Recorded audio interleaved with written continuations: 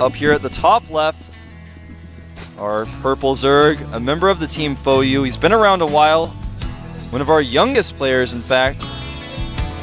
Did end up defending that 2-Rax quite well. He is! Leenock FoU. Splash. I like the little beach theme they've got going on here at the GSL. Down here at the bottom right. Remember YoDa. That was really quick. YoDa doesn't wait. Did you guys see YoDa fight in the newer Star Wars movies? I know a lot of people don't like the newer Star Wars movies, but you can't deny that when YoDa fought in those movies, it was epic. He jumped around. He's a little green guy, but he's got a lightsaber. He's extremely fast. Can't deny it. Yeah, we do have a very fast scout here coming out from Leenock. Just doesn't want to be caught off guard by any kind of early pressure like the last game. You got extremely lucky with that last game too, with that Overlord. Yeah, that was... Well, there was the Overlord, and I have to say, I think you would have figured it out. If you go into a Terran player's base, and his barracks isn't done, but he's making an orbital, it's like, wait a minute, are you cheating? Did you make your orbital before your barracks? There's a rule against that. It is a massive tell, though, if anyone's wondering. You get into that base, only see one, there's definitely a second barracks somewhere on the map. Yeah.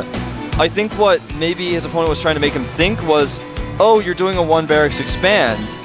But in fact, it was just the 2-Rax. And there's the drone coming in here. Sees the gas. We have been seeing a lot of Zergs go for fast scouts recently just to be safe against those 2-Raxes because people have been finding out more and more ways to 2-Rax. Before it was just the 2-Rax. Doesn't really matter when you make it as a 2-Rax. Then there was the 2-Rax SCV all in. People figured that out. It just keeps getting more refined every time. Exactly. Finding out exactly when to make that command center. Do I fake the 2-Rax and then not even attack? And then he pulls drones when I send my first scouting SCV?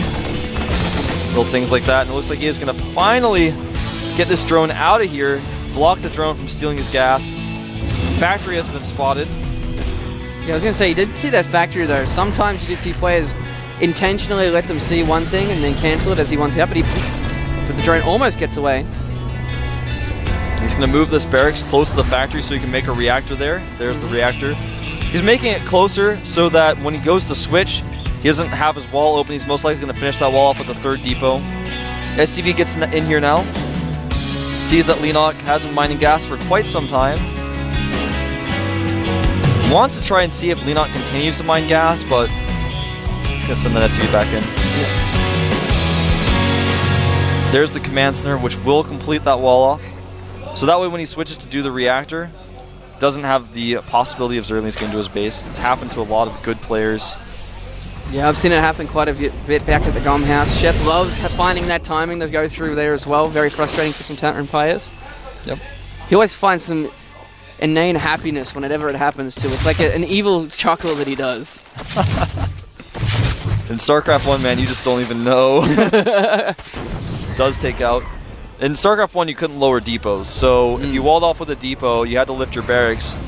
And sometimes you would just play against players who they'd hide like 20 lings, and then you lift up the barracks and they just go in and you're like, oh, then you just leave the game. Sometimes you say expletives too. You just get so mad.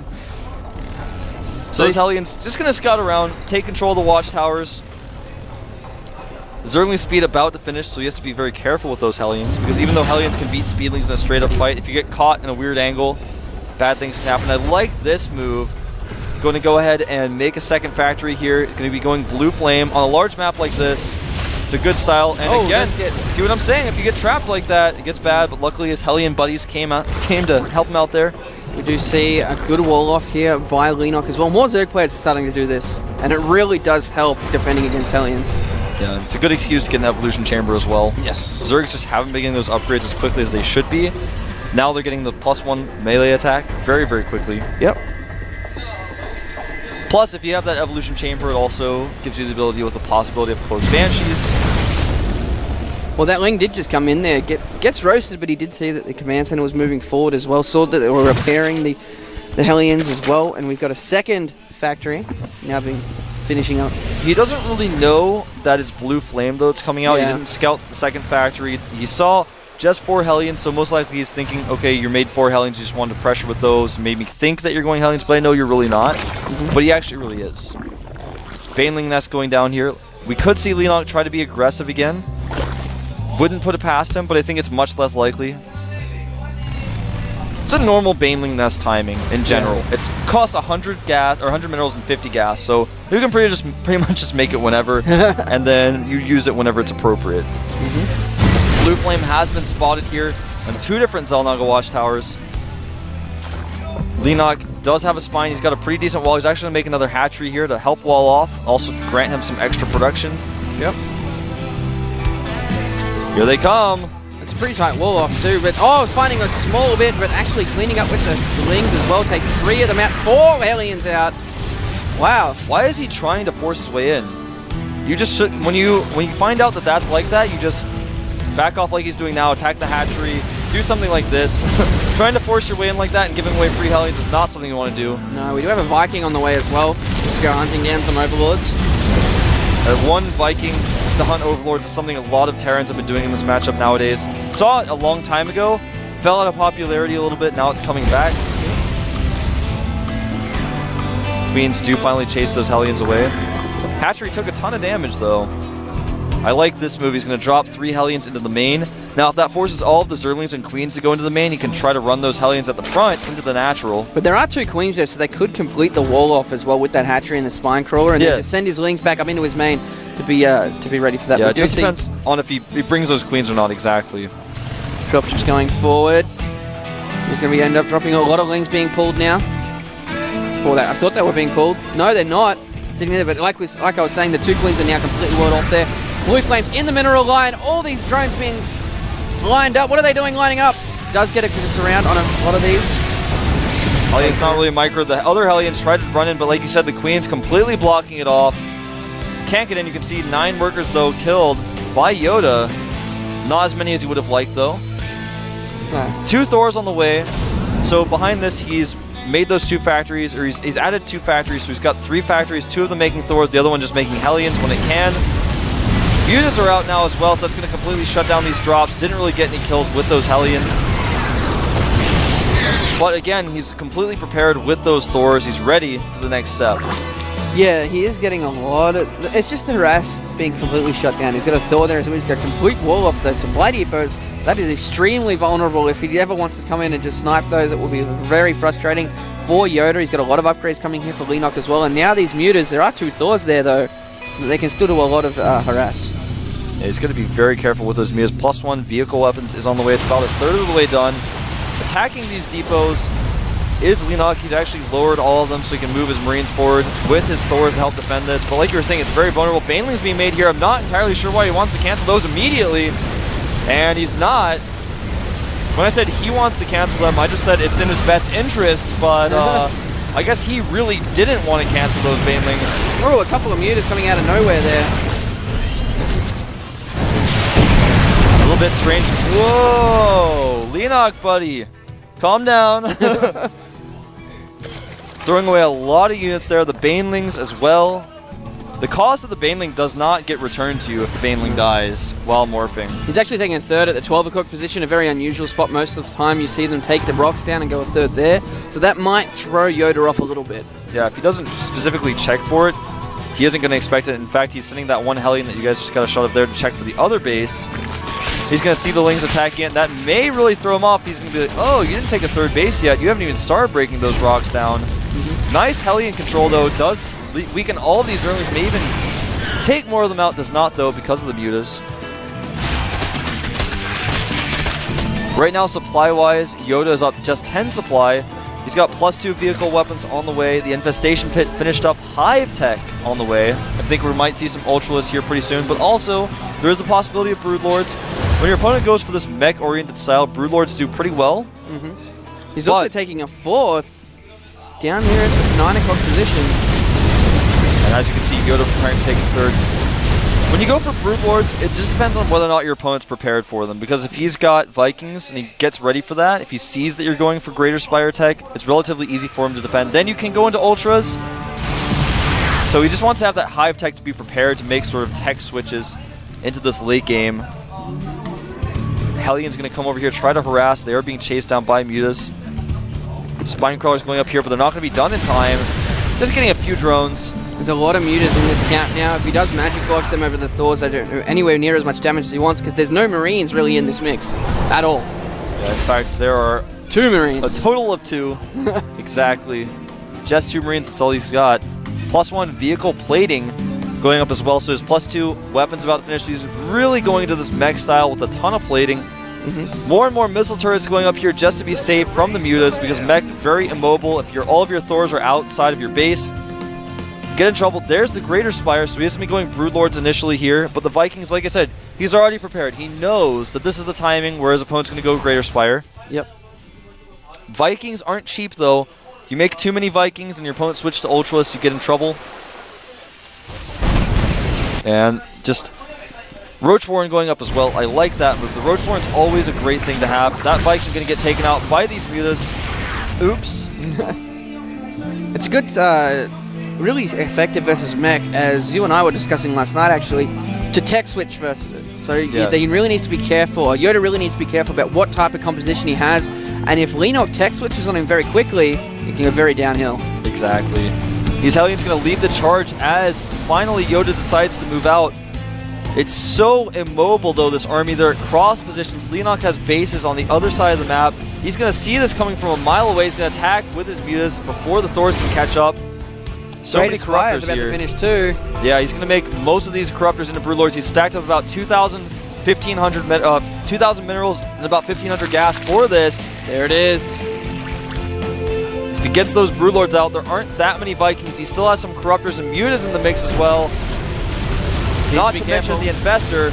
He needs to get them finished before they get over there, though. This is true. The Thor's hesitating here just a little bit. He's actually sieging up. Now he's going to move his force forward, but there's so many Broodlords. Whoa, they are clumped up so much, though, losing a lot to those Vikings and Thors.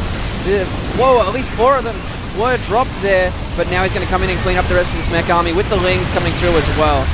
He does clean it up without any problems. Even the Queen joining in the fight, she was able to transfuse several of those Broodlords to help him stay alive, but as you were saying, he lost half those Broodlords unnecessarily. There was no split there. Yeah. Moving down across the map now, he really wants to see this 3 o'clock position, but he's coming in down into the 3rd base. Yep, he does have a sensor tower there, so he does see this attack coming. Does he have enough to defend? Yeah, I don't think he does. Mutas coming in as well. Does take out the sensor tower, losing a lot of SCVs here. Mutas may want to try to magic box. There's just not enough Mutas, but he's done a ton of damage to the SCVs, even killing some of these tanks, or damaging them significantly, taking a lot of splash damage from the tanks as well. Broodlords, mutas, more speedlings coming in as well. It's getting ready to attack the natural. Yeah, +3 mech attack as well, though, coming through. And all those mutas bunching up as they went to go hit those Vikings. Not what he wanted to happen. The blue flames are still hiding in the mix there for those, and these Broodlords are going to go down very quickly. Yeah, this is just not the right attack by Leenock. He lost a ton of units there. He was about 20 supply up, now he's about 20 supply down. Yeah. It was just the mutas auto-attacking those Vikings and just bunching up and getting right in the range of the Thors and just being absolutely melted. Yeah, right now, 2-1 upgrades on those mech units. He's about to have +3 as soon as that finishes up. It's getting about halfway done. Right now for Leenock, he does have +2 missile attacks. Does not have any upgrades for his melee units, Zerglings and Banelings. He's researching Neural Parasite and +2 flyer attacks, as well as +3 missile attacks, so he's trying to catch up on those upgrades. Those Neural Parasites are going to be quite useful, but is he going to have them in time to really keep this base over here at the 9 o'clock? I don't think so. Maybe. He's got a force going around here on the right-hand side as well. Yeah, does not know about this 3 o'clock expansion just yet, but he really needs to defend this push here. He's got 16 roaches in production that will do an okay job. I believe there's still SCVs with this force as well. No, he's pulled them back. Siege tanks going up. Zergling counterattack is huge over here. There is 1 Hellion, but that 1 Hellion is not going to be enough. There's actually 2 in there, but that's all right. He's being repaired. He might actually not get this down. There we go. It does clean up. Yeah, it actually turns out it is enough. Almost enough. He repaired that Hellion, and that's what saved him there. Exactly. He's got some roaches going around. He's going to try to dart around here with a lot of roaches. He's got Neural Parasites about to finish. He's going to use that on these Thors as he runs forward. He's got the Neural Parasite now, a lot of roaches. They do have +2. He's waiting for the +3 weapons to finish. They're about to finish. So close. He's already lost a lot of hit points on that Baneling Nest. I think he's got to go for it now. He doesn't really have a choice. He's going for it. It's not done, but it will finish. It finishes now. Neuroparasites on a lot of these Thors, but the Infestor's dropping so quickly. There may be too many roaches, though. He crushes through this army. Way too many roaches. The Thors do go down. That was extremely one-sided. Now we'll get the supply. Yeah, the supply now 193 to 90. That little push by YoDa was so important, and Leenock didn't hesitate. Or I mean, rather, he did hesitate until just the right moment. He didn't just go for it. He didn't freak out. He stayed calm, just like in the first game. Yeah, and that's really keeping him in this game. YoDa will panic at that point. He's going for a counterattack, though. Not enough roaches to go up there into those tanks. He's got 12 mutas just popped there. He's still 100 supply up, though. Yeah, and there's a base over here at the 3 o'clock position that Leenock hasn't yet scouted. It is a planetary. It's going to be difficult to deal with, but he is going to try to brush through here. He does have +3 on these roaches, like I mentioned earlier. Whoa. There's too many tanks, though. Tanks also have +3. You can see just how fast those roaches drop. They don't have any carapace upgrades. No, they don't. But we do have, I believe that's level 3 air attack for his mutas as well. He's also getting Overlord speed and drop. Most likely, I think we're going to start seeing some Baneling drops at these bases. We also see 2 more bases being taken here by Leenock as well, the top right-hand corner and the bottom left. So he's going to get quite a few bases. The downside to this is, we do have Blue Flames in the main. Sorry, where are they? Can't see on this minimap. It's that was cut at off. his third base. Okay. So, +2 armor plating going up. 4 Thors on the way. That's a lot of Thors to be making at once. It's very expensive. It's very difficult to remax the mech army. But he's playing it safe. He's playing it defensively. Continue to harass, like you said, with those Hellions. But 14 drones on the way. Leenock droning up. He wants to get all those drones up. Hold that thought. Muta's over here. A lot of Vikings and Thors, though. Well, where are the Thors? There they are, the popping Thor. out. He's actually magic boxing over that Thor. Wants to get as much kills as he can. Does get that Thor down, getting a lot of damage by the turrets, but he's done what he wanted to. We do have 4 Thors in production now, but he's just going to go and pick off all these turrets. He is still maxed out. He's going to try and get these upgrades from stop working, and he's got all his upgrades for the Overlords as well. Yeah, that upgrade was actually cancelled, but he didn't kill the armory. Oh, it's going to burn anyway. Yeah, it will most likely burn. He's going to probably start that upgrade on this other armory. These Mutas just trying to do what they can, but with missile turrets and Vikings. Vikings don't beat Mutas straight up, but if the Vikings cannot range the Mutas don't want to get close because of the turrets. That can work out quite well, and uh-oh! Leenock found the planetary. It is. There's nothing really to defend it except these Vikings that are coming through. Leenock needs to be careful, though. Doesn't want to lose as many mutas as he is at the moment. He's still maxed out. He's getting quite a bit of a trust fund. I think he's ready to go for some Broodlords, though. Yeah, I don't believe he's taken an Ultralisk Cavern. I'm trying to check around the map. No. All this. No, he has not made an Ultralisk Cavern.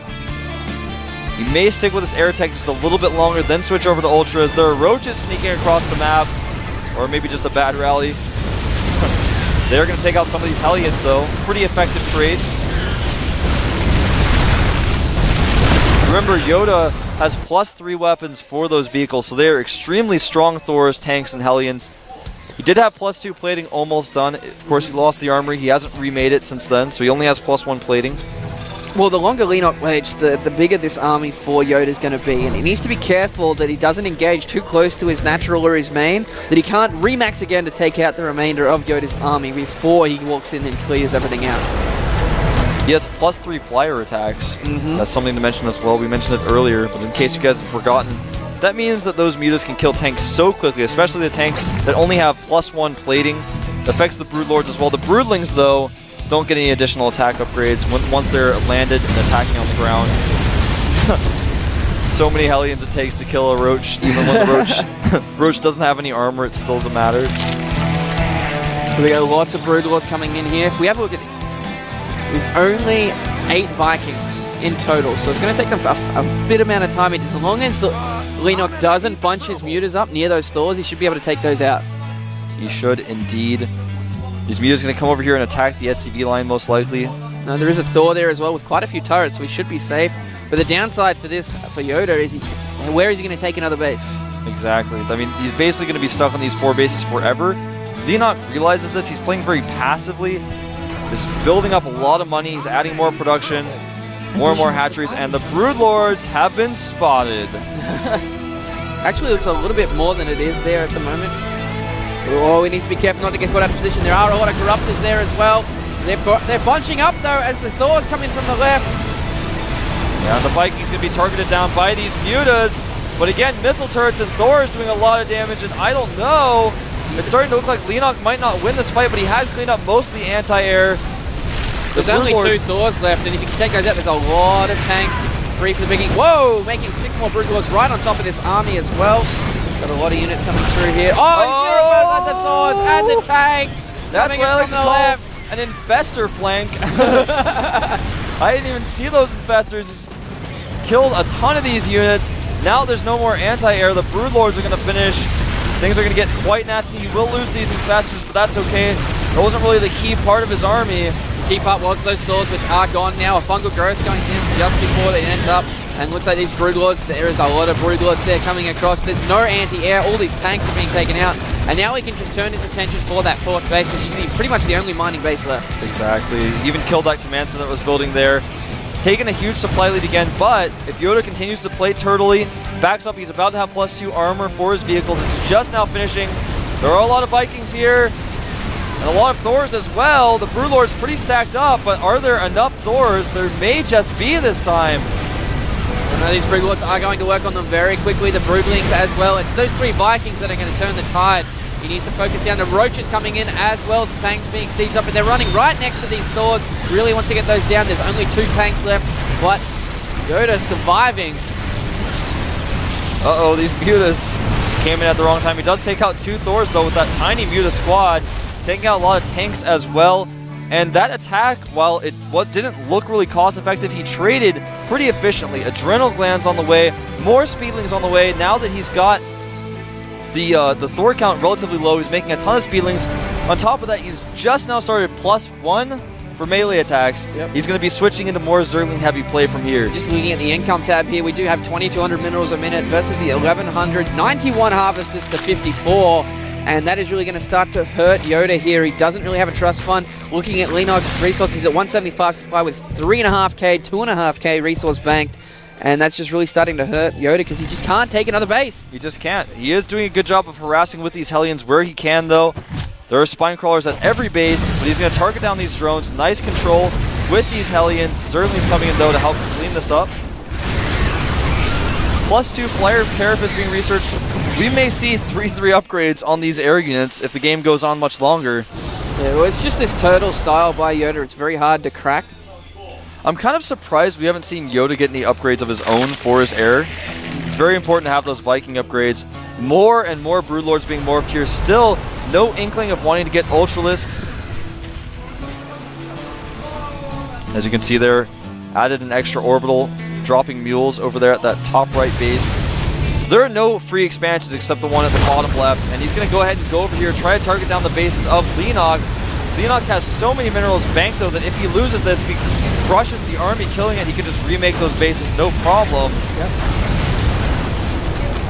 He's not going to hold these. Leenock being a little indecisive here. He's got a ton of Broodlords in the middle. I love this, going to right-click on this planetary with these Banelings. I think he's just running around until he gets close on those SCVs as well. Takes out all those SCVs. 3 left to repair that. But still. Yeah, 39 SCVs to 86 drones. You know how many Broodlords are on the map? There's 13. That's kind of a lot. YoDa down to only about 200 to 300 minerals per minute, though, and it looks like the door may be closing on his chances to win this game. Yeah, YoDa just does not have the army he needs anymore. He can't remax. He just doesn't have the economy. One mining base, lost a lot of SCVs earlier, can't take another base. He's got another command center, but where is he going to send it? Looks like he's going to send it to the 6 o'clock position, but it's going to be very vulnerable. Leenock spending a lot of gas on all these upgrades. There's the Ultralist Cavern we were talking about before. We'll probably see another remax with Ultras to just clean things up in the end. Yeah, he's getting +2 Carapace, +2 melee attacks. That's going to really help out his Broodlings, as well as his Zerglings. A lot of Corruptors coming here to tank the damage. This may be our final engagement if it occurs. Here come the Broods. There, though. That is a lot of Vikings, but with Fungals and Corruptors, I'm not sure if this is going to work. There we go, he's going to come in. He might actually fungal a lot of these. He is going to try and focus down some of these Thors by the looks of it. All the Corruptors are banking up. The Infestors trying to get in a position where they can do it. Getting hit by some of those tanks there, though. Is there corruption going down? I hope there is. So the Vikings going to work on all these Broodlords.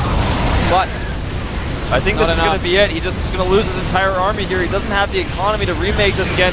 Leenock sitting at 6,000 resources, 2,000 gas. GG. So Leenock, he ate that cheese.